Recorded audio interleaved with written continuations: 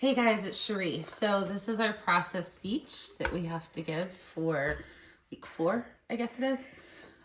Gonna do some really simple cookies that involve cake mix. So honestly, I hate cooking, hate being in the kitchen. My husband's a chef, so I'm lucky I don't have to do it. But at Christmas, I like baking cookies with my kids. So for me, somebody that hates cooking, the easier the better. So with this recipe, we've got 3 ingredients. We've got cake mix and Cool Whip. And just for some fun, we're gonna add some rainbow jimmies to it. So got all my ingredients here, got my mixing bowl. I'm gonna go over and preheat my oven to 350 degrees. And then I've got my cookie sheet all ready to go, lined with parchment paper. I have found that that's better. The bottom of the cookie doesn't get burnt as easily.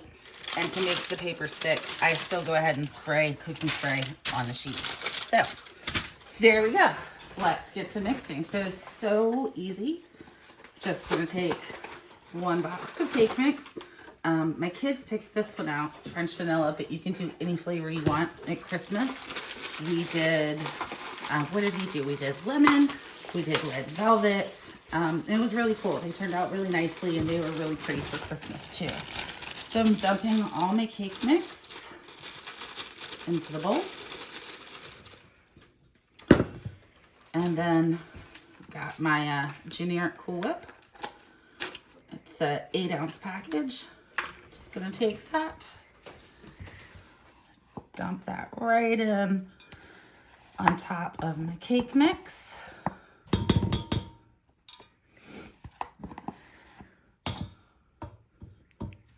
Alright, now we're gonna head over to the mixer. I like to mix the ingredients just a little bit before I add the jimmies in so they don't get all messy looking. So head over to the mixer.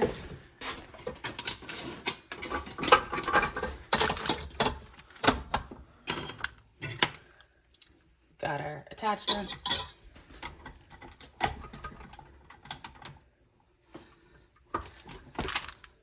I'm just gonna mix this up. Maybe if it's gonna fit on. There we go.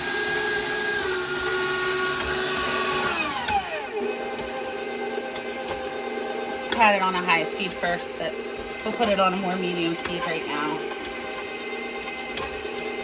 And while it's mixing, definitely have a spatula or a spoon handy so that you can scrape the bottoms. Turn it up a little bit.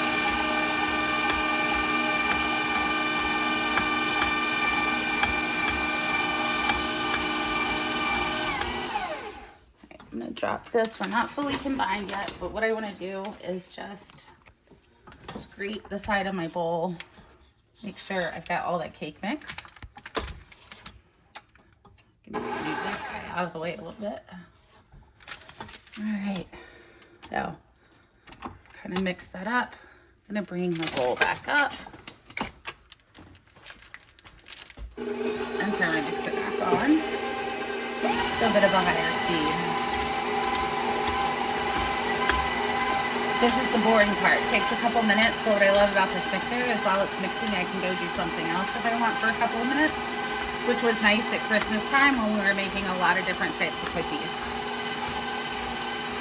All right, so we see it starting to really combine in there. It's like the consistency of icing, maybe a little bit fluffier. Definitely threw me off the first time I made these because I'm used to a denser cookie dough.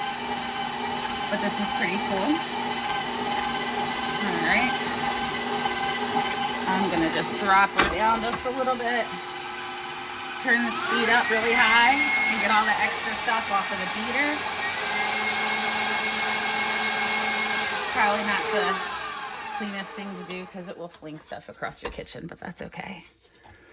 All right. I'm just gonna give it one more mix around. And it's kind of stiff. Now you see the consistency. So we've got peaks in it.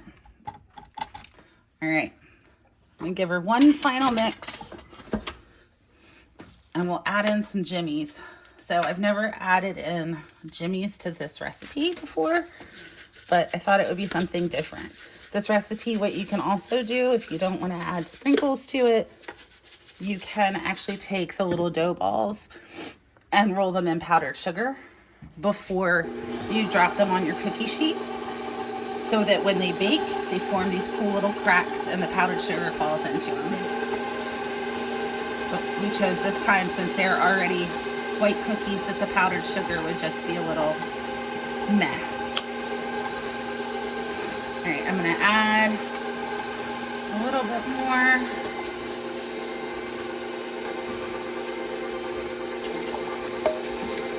All right.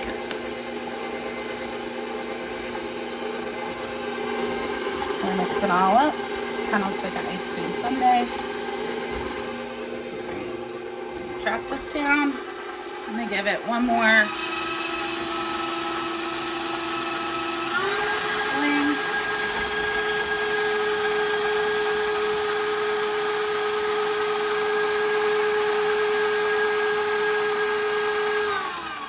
All right. So I think we're about as mixed as we're gonna get here. So I'm gonna take my bowl, my little whisk, over to the counter, and use my rubber spatula to kind of dig out what's stuck in my whisk. You know, we don't want any batter to go to waste, right? Well, my kids want batter to go to waste because they like to eat it right off of the utensil. And I'm the bad mom that will always let them. Raw eggs be damned. Let them eat the cookie dough. All right. I think that's about as good as it's gonna get. So if you take a look, our dough is pretty sticky, almost. All right. Just gonna give it a little mix. Okay, so now it's time to add our cookies to the cookie sheet and throw them in to bake. What I like to do, I know it always calls for a recommended teaspoon or tablespoon size. I am not that specific of a person in the kitchen, so sometimes I'll use the itty bitty ice cream scoop. Other times I'll just use an actual tablespoon, but I tend to make like heaping sizes of tablespoons. But it is important to keep the size kind of consistent so that it all cooks evenly. So we're gonna come over here and grab another spatula and just scoop out our little balls onto the cookie sheet. And I'm just gonna get really messy. These are for my kids. Nobody else is gonna eat them, so they don't care if mom's clean hands touch the cookie dough. But obviously, if you're making them for other people, probably not a good idea to just use your fingers. But we're going for efficiency here. All right. So it looks like that one's a little bit smaller, so we don't want him to get too little. And with these, you don't have to worry about smushing them down. They're supposed to look imperfect. Like, that to me is, other than the small ingredient list, the great thing about these cookies, the less perfect they look, the better. All right, and when you're putting them on your cookie sheet, obviously don't put them on top of each other because they will spread out some. And you don't want them to get all stuck together.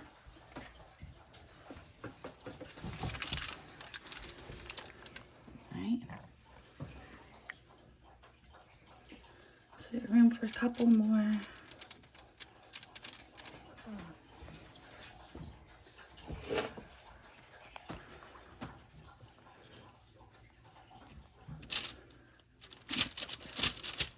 Almost done with this sheet.